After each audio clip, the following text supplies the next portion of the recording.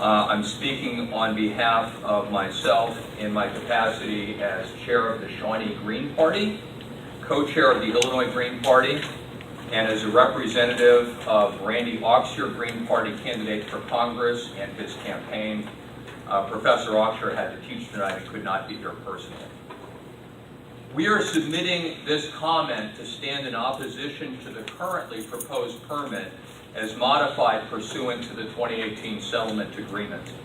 To be clear, our opposition is not based on any objection to the requirements that Veolia install, certify, and operate ACI systems on units 2 and 3, nor do we object to the enhanced feed stream analysis plan.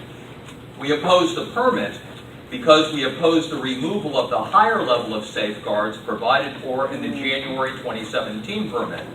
We especially oppose the removal of the requirements for multi-metals monitoring devices from condition 2.1 D11. Essentially, the revisions substitute the enhanced feed stream analysis for actual monitoring of the composition of the actual effluents being emitted from the site.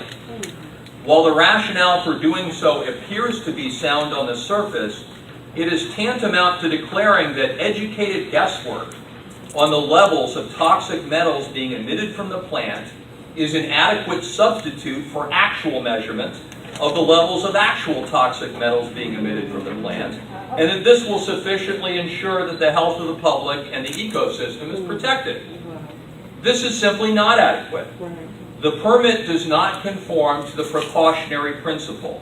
It has every appearance of being motivated by a desire to compromise the agency's mission of protecting the environment in order to contain Veolia's costs and maintain its profit margins at the expense of public and environmental health.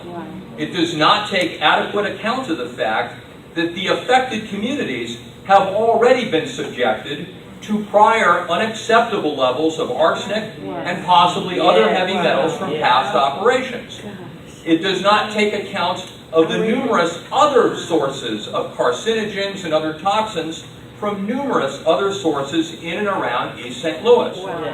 As an article in Scientific American documented a few years ago, U.S. Steel Granite Works is a major source of carbon dioxide, more than 13,000 tons as well as 3,500 tons of particulates in 2010.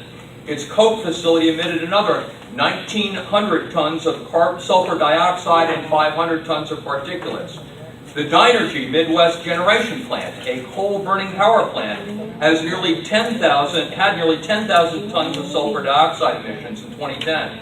The ConocoPhillips Wood River Refinery also released nearly 5,000 tons of sulfur dioxide. The article goes on, I'm not going to read the entire quote. 7 of these facilities each emit at least 10 annual tons of hazardous air pollutants, including carcinogens, benzene, and formaldehyde, and there are dozens of additional polluters scattered throughout the metro area. In addition, the residents of East St. Louis and other communities in this region were inundated by the PCBs, dioxins, and furans released from the Solutia WG Crumrick and the Seroflow Products facilities and hazardous waste from Big River Zinc and Sauget. Effluents from the Prairie State Minemouth coal-fired plant in Marissa, the permitting of which we opposed at a hearing much like this over a decade ago, may also be contributing to the toxic load, not to mention the impact of regular automobile emissions and whatever else blows across the river from the greater St. Louis area. It is unconscionable that so many sources of contaminants were permitted to be cited in this concentrated manner in and around East St. Louis, Cahokia, National City, Washington Park, and surrounding communities in the first instance. To be blunt, this is what environmental racism looks like.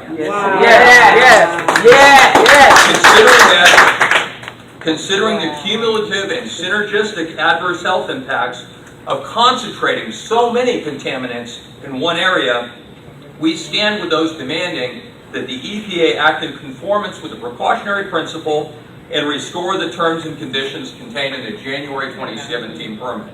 And if I might add as a little concluding remark here, frankly, that's the conservative position. Really, what we should be demanding is an end to the practice of incinerating hazardous waste in the first place. Yeah.